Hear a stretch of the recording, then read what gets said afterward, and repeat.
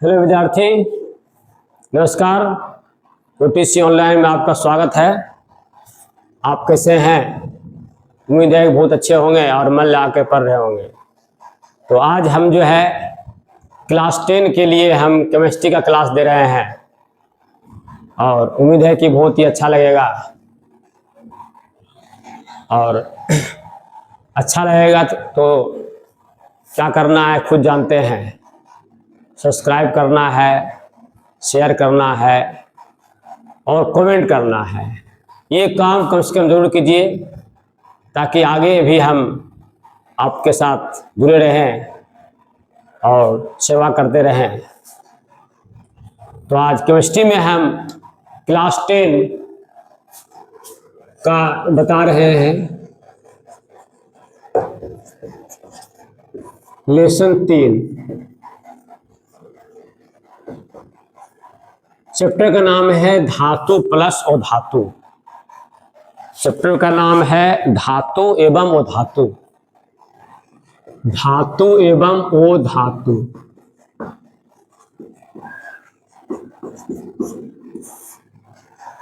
तो अभी तक जो है करीब 111 तत्व से ज्यादा पता चल चुका है और उस 111 तत्व में जो है करीब 2/3 भाग जो है वो धातु है।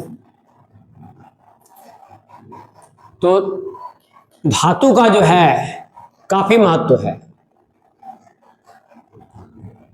और किसी भी देश की समृद्धि का अनुमान भी लगाया जाता है कि कोई भी देश कितना जो है खपत करता है धातु को। तो प्रश्न है कि धातु क्या होता है, धातु किसको कहते हैं और वो धातु किसको कहते हैं, है ना। तो जनरली जो है धातु जो है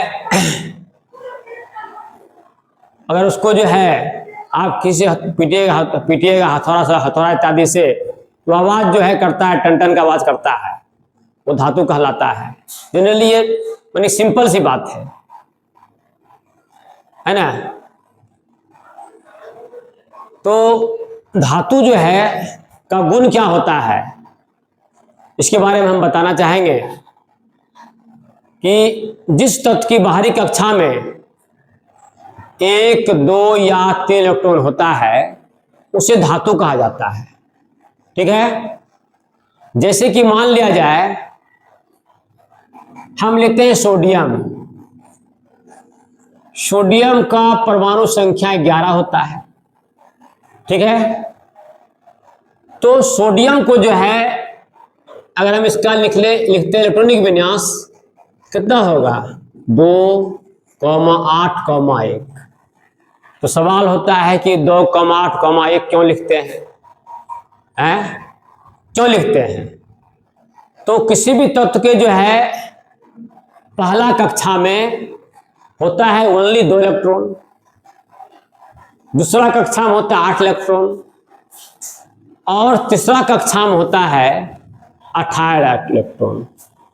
ठीक है, इसीलिए हमको 11 पुराना है, पहला हम 2 दे दिए, दूसरा हम 8 दे दिए, 2 8 10 हो गया, अब प्लस 1 कितना हो गया 11 हो गया। ठीक है, तो 11 लाने के लिए हम ऐसा लिखे 2 8 1। दूसरा हम लेते हैं मैग्नीशियम। ठीक है ना। तो मैग्नीशियम का होता है 12, 2 8 10 10 2 12। एल्युमिनियम लेते हैं, इसका 13 होता है, 2 8 10 3 13। क्या देख रहे हैं, जनरली सोडियम के बाहरी कक्षा में 1 इलेक्ट्रॉन है, सोडियम क्या हो गया धातु हो गया। Mg के बाहरी कक्षा में 2 इलेक्ट्रॉन है तो Mg क्या हो गया धातु हो गया। और Al के बाहरी कक्षा में 3 इलेक्ट्रॉन तो Al क्या हो गया धातु हो गया, है ना। और जिसके बाहरी कक्षा में यदि 1 2 या 3 इलेक्ट्रॉन नहीं हो तो कहलाता है वो धातु। ठीक है, कि पहला इसका हो गया गुण कि धातु के बाहरी कक्षा में होता है 1 2 या 3 इलेक्ट्रॉन, अब नहीं तो वो धातु हो गया। और दूसरा क्या होता है कि धातु जो है विद्युत धनात्मक होता है। धातु क्या होता है, धातु के बाहरी कक्षा में पहला प्रॉपर्टीज क्या हो गया कि धातु के बाहरी कक्षा में 1 2 या 3 इलेक्ट्रॉन होते हैं।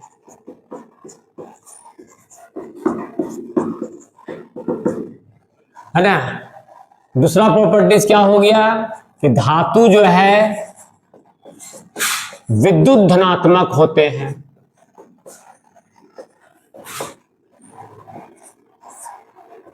धनात्मक धातु क्या होता है, विद्युत धनात्मक। तो विद्युत धनात्मक क्या होता है, देखिए बताते हैं। जैसे कि अभी लिखे हम सोडियम, ठीक है, तो सोडियम के बाहरी कक्षा में कितना इलेक्ट्रॉन है, 2 8 1 है, तो इसका बाहरी कक्षा में इलेक्ट्रॉन हुआ है। सोडियम के बाहरी कक्षा में होता है 1 इलेक्ट्रॉन, ठीक है। और हम लिखते हैं यहां पर क्लोरीन लिखते हैं Cl17, कितना हो जाएगा, 2 8 7 हो जाएगा, ठीक है। और कोई भी तत्व जो है अपने निकटतम अक्रिय गैस का स्ट्रक्चर प्राप्त करना चाहता है, तो अक्रिय गैस कौन कौन हुआ, अक्रिय गैस होता है, देखिए अक्रिय गैस कौन कौन होता है। अक्रिय gas helium, neon, argon, krypton, xenon, radon, यह अक्रिय गैस है। हीलियम का 2 होता है, इसका 2 हो गया।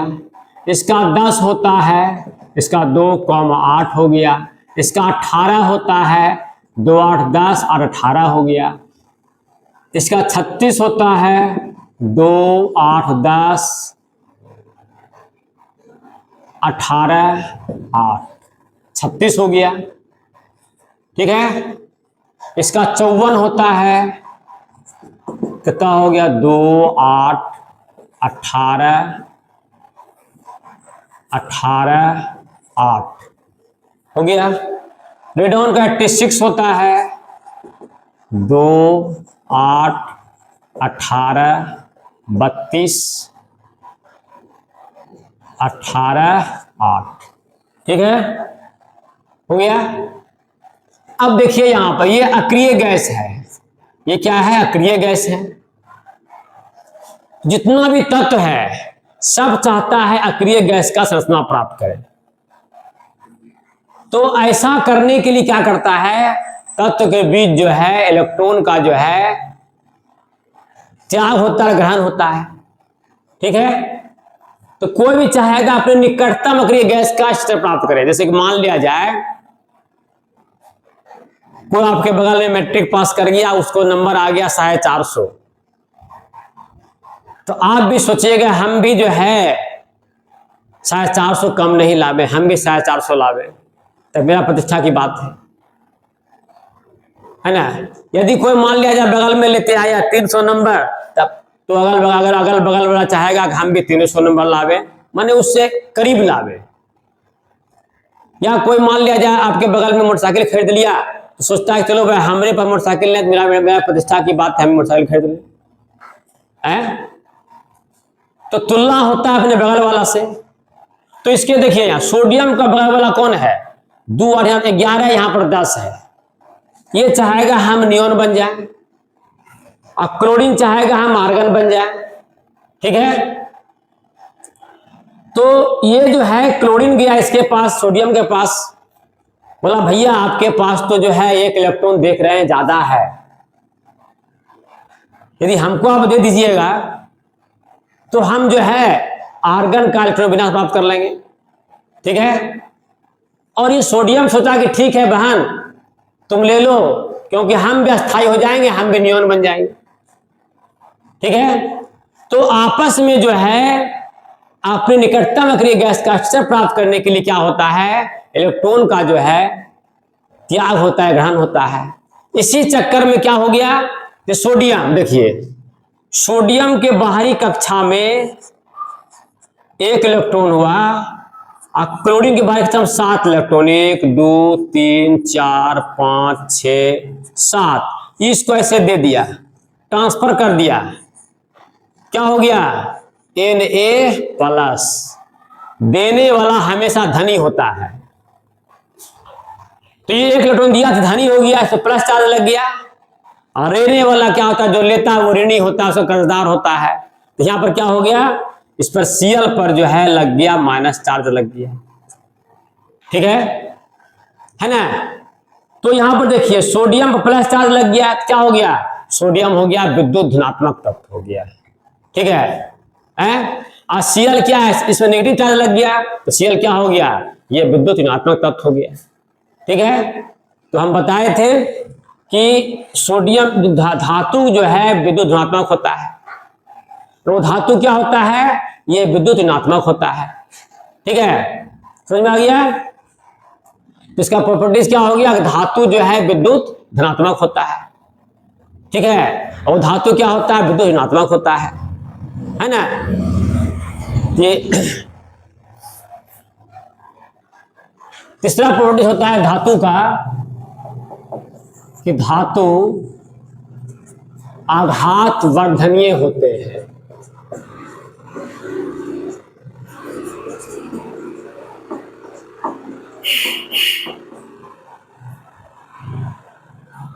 धातु क्या होता है, आघात वर्धनीय होते हैं। तो आघात वर्धनीय का मतलब क्या होता है, आघात वर्धनीय का मतलब होता है अगर उसको पीटेंगे हथौड़ा वगैरह से तो उसको फैलता है, वो है ना, उसका माने कि वो फैल जाता है, माने कि धातु से हम धातु का चादरा बना सकते हैं, इसका मतलब आघात वर्धनीय होता है। धातु जितना भी होता है वो सब आघात वर्धनीय होता है, ठीक है। तो सबसे ज्यादा आघात वर्धनीय जो है तुम्हारा होता है चांदी। चांदी इतना आघात वर्धनीय होता है कि कागज से भी पतला जो है हम उसको जो है ना उसको फैला करके कर सकते हैं। इसलिए देखते हो मिठाई वगैरह सब में जो है ना चांदी का पत्थर का उपयोग किया जाता है। क्यों किया जाता है, ताकि मिठाई जो है बिल्कुल जो है वह सुरक्षित रहे, है ना। मिठाई खाता होगा, देखता होगा कि बर्फी वगैरह सब में रहता है दिया हुआ, है ना। ये हो गया 3 प्रॉपर्टीज। चौथा प्रॉपर्टी होता है कि धातु जो है तन्य होते हैं। तन्य का मतलब क्या होता है, तन्य का मतलब होता है कि धातु का तार खींचा जा सकता है। जितना भी धातु है सभी के तार खींच सकते हैं। सबसे ज्यादा तन्य होता है सोना, मतलब कि सोना जो है 1 ग्राम सोना से करीब 2 किलोमीटर लंबा तार खींच सकते हैं, इतना तन्य होता है सोना, बहुत ही तन्य होता है, ठीक है। सोना जो है बिल्कुल ही तन्य होता है ना, ठीक है। और चौथा प्रॉपर्टी इसका होता है, 5वां प्रॉपर्टी कि धातु के द्रवणांक और क्वथनांक उच्च होते हैं, है ना। धातु का द्रवणांक और क्वथनांक काफी उच्च होता है ना। जो धातु है उसका द्रवणांक काफी उच्च होता है। जैसे कि तुम्हारा जो है लोहा का जो है क्वथनांक होता है लगभग 2750 डिग्री सेल्सियस, 2750 डिग्री पर वो जो है उसका क्वथनांक होता है, उतना डिग्री पर जाके वो जो है खोलता है, ठीक है। और छठा प्रॉपर्टी होता है धातु उष्मा एवं विद्युत के सुचालक होते हैं।